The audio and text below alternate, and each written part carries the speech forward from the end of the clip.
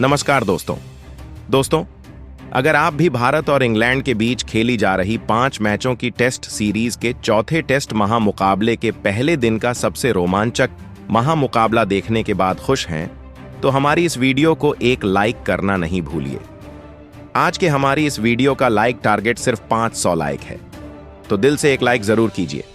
दोस्तों, चौथे टेस्ट महामुकाबले के पहले दिन आया यशस्वी जायसवाल और केएल राहुल की बल्लेबाजी का ऐसा तूफान कि इंग्लैंड के खिलाफ मचा दिया हड़कंप। फिर इंग्लैंड ने की वापसी कर दिया, भारतीय ओपनिंग को कमाल की गेंदबाजी करके बैकफुट पर धकेल दिया और फिर साई सुदर्शन और पंत ने की ऐसी बल्लेबाजी भारत की कराई घातक वापसी, दिन के अंतिम पलों में पलट दिया।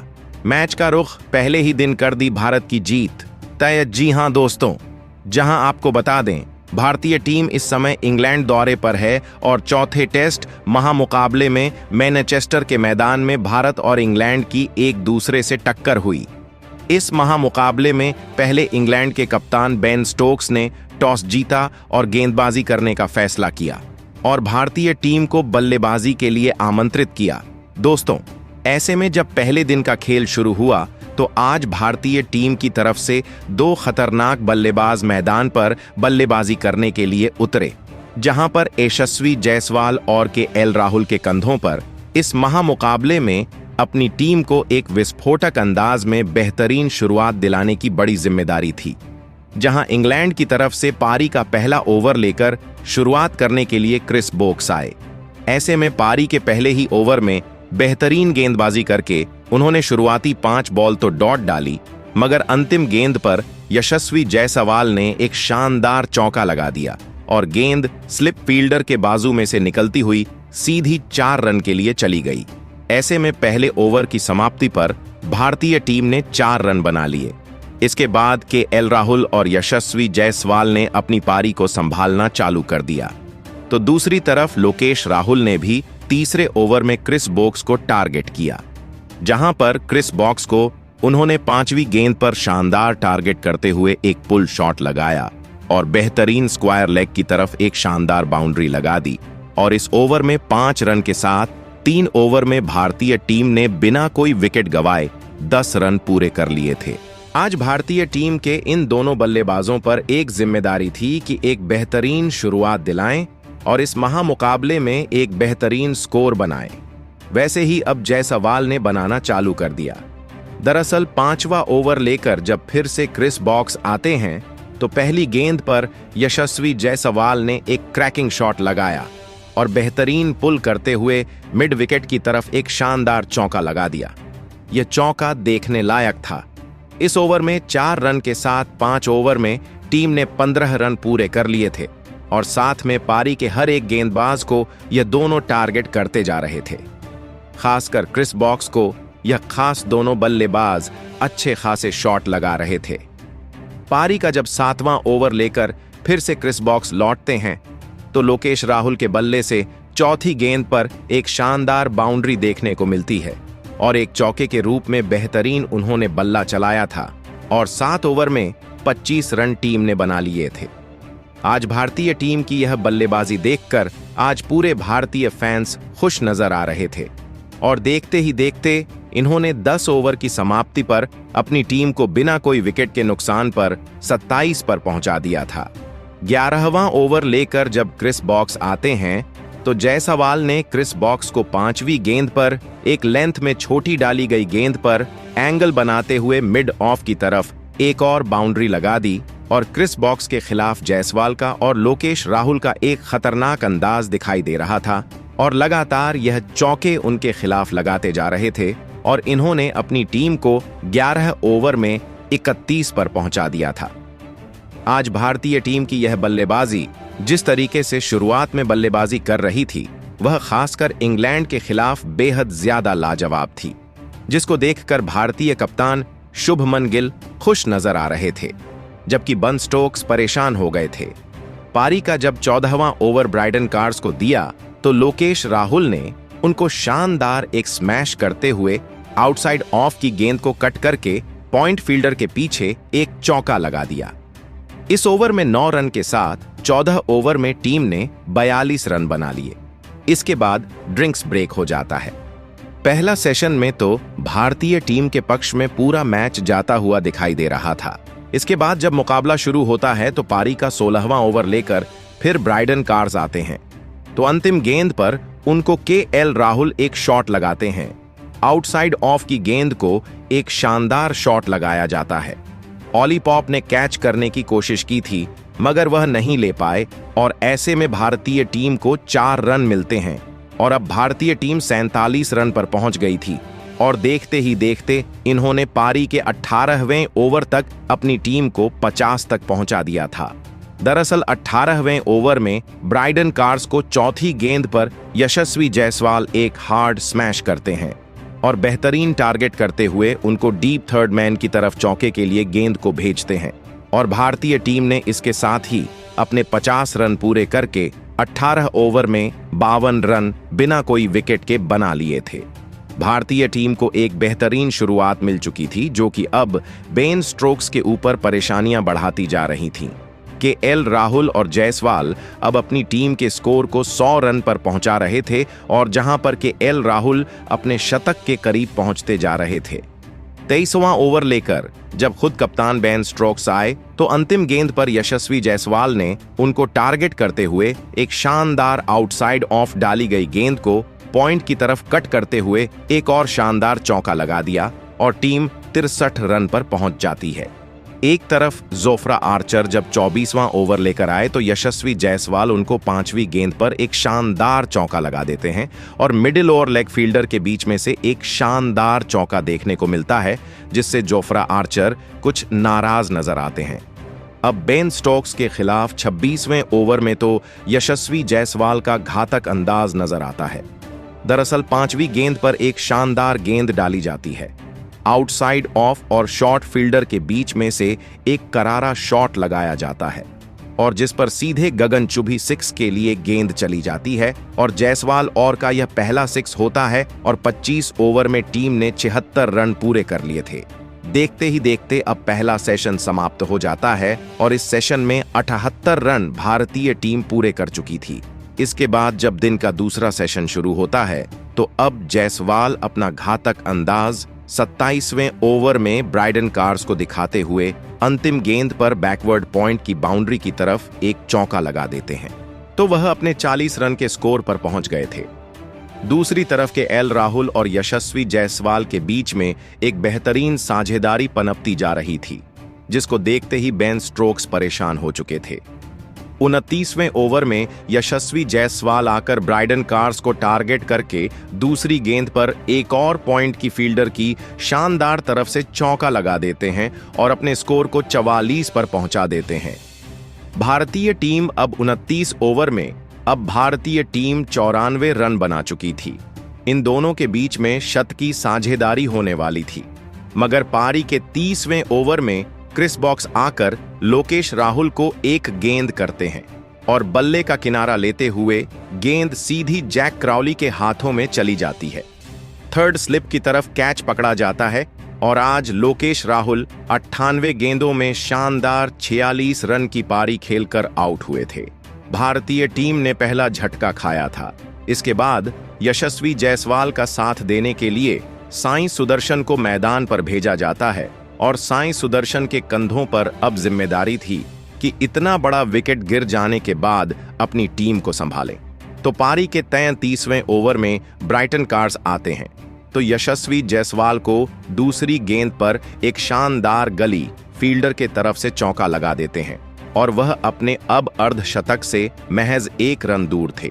फिर पारी के 35वें ओवर में ब्राइडन कार्स के खिलाफ पहली गेंद पर एक सिंगल रन लेकर यशस्वी जायसवाल अपना 12वां टेस्ट का अर्धशतक पूरा करते हैं और यह ऐतिहासिक उनकी बल्लेबाजी रही जिन्होंने कमाल करके अपनी टीम को एक बेहतरीन शुरुआत दिलाने में अहम भूमिका निभाई और इसके साथ ही 35 ओवर में भारतीय टीम एक विकेट के नुकसान पर 101 रन पूरे कर लेती है। दूसरी तरफ जायसवाल का तूफान 36वें ओवर में क्रिस बॉक्स को दिखाई देता है। 5वीं गेंद पर वह क्रिस बॉक्स को टारगेट करते हुए एक ओवर पिच गेंद को बाउंड्री की तरफ चौके के लिए मिड ऑफ फील्डर के साइड से भेज देते हैं और टीम ने 36 ओवर में 107 रन एक विकेट के नुकसान पर बना लिए थे। अब दूसरी तरफ साई सुदर्शन भी बेहतरीन साथ देने लगे थे। पारी के 38वें ओवर में जोफ्रा आर्चर को साई सुदर्शन दूसरी गेंद पर एक सीधा फील्डर की तरफ से शानदार फ्लिक शॉट लगाते हैं और सीधी गेंद चौके के लिए चली जाती है और 115 रन 38 ओवर में टीम बना लेती है। जायसवाल अब अर्धशतक बनाकर खेल रहे थे, तो इस तरफ साई सुदर्शन भी जमे हुए थे। इसके बाद हालांकि ड्रिंक्स ब्रेक होता है, तो भारतीय टीम ने 39 ओवर में 120 रन पूरे कर लिए थे। अब साई सुदर्शन और यशस्वी जायसवाल के बीच में एक बेहतरीन साझेदारी पनपने लगी थी, जो कि अब इंग्लैंड के लिए घातक साबित हो सकती थी। मगर आज 41वें ओवर में लियम डॉसन को गेंद थमाई जाती है और वह आकर पहली गेंद पर जायसवाल को गेंद डालते हैं। जायसवाल का बाहरी किनारा लेते हुए गेंद सीधी फील्डर के हाथों में चली जाती है और जायसवाल आज 107 गेंदों में 58 रन की पारी खेलकर आउट हो गए थे। ऐसे में 120 पर दूसरा बड़ा झटका भारतीय टीम को लगता है। इसके बाद साई सुदर्शन का साथ देने के लिए कप्तान शुभमन गिल आते हैं। भारतीय टीम ने अब अपने 2 बड़े विकेट खो दिए थे। भारतीय टीम ने आज बेहतरीन शुरुआत करके दिखाई थी, मगर आज कमबैक करते हुए इंग्लैंड के गेंदबाजों ने कमाल कर दिया और अब साई सुदर्शन और शुभमन गिल के कंधों पर अपनी टीम को एक बेहतरीन संभालने की जिम्मेदारी थी। 45वां ओवर लेकर जब फिर से लियाम डॉसन आते हैं, तो साई सुदर्शन तीसरी गेंद पर एक शानदार आउटसाइड ऑफ की गेंद को ड्राइव करते हुए कवर्स की तरफ चौके के लिए भेज देते हैं और 45 ओवर में टीम 131 रन 2 विकेट के नुकसान पर बना चुकी थी। अब शुभमन गिल भी बल्ला खोलना शुरू कर चुके थे, तो शुभमन गिल ने 47वें ओवर में लियाम डॉसन को पहली गेंद पर एक शानदार शॉट लगाया और मिडिल और ऑफ की तरफ मारते हुए उन्होंने एक 4 रन के लिए गेंद को भेज दिया। 47 ओवर में 138 रन 2 विकेट के नुकसान पर टीम पूरे कर लेती है। अब भारतीय टीम की यह जोड़ी इंग्लैंड के खिलाफ फिर से जम ही रही थी, मगर 50वें ओवर में भारतीय टीम को कप्तान बेन स्टोक्स आकर बड़ा झटका देते हैं। दरअसल वह पहली ही गेंद पर शुभमन गिल को एलबीडब्ल्यू आउट करके पवेलियन की राह दिखा देते हैं और 140 पर तीसरा बड़ा झटका भारतीय टीम को लगता है और 23 गेंदों में 12 रन की पारी खेलकर कप्तान शुभमन गिल को आज जल्दी पवेलियन लौटना पड़ता है।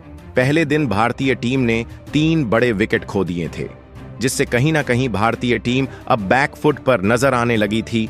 तो फिर दूसरी तरफ इसी ओवर की 5वीं गेंद पर बेन स्टोक्स को साई सुदर्शन एक क्रैशिंग शॉट लगाकर सीधी गेंद को चौके के लिए भेज देते हैं। तो टीम 50 ओवर में 145 रन 3 विकेट के नुकसान पर पहुंच चुकी थी। आज भारतीय टीम ने भले ही विकेट गंवाए थे, मगर भारतीय टीम के बल्लेबाज कमाल की बल्लेबाजी कर रहे थे।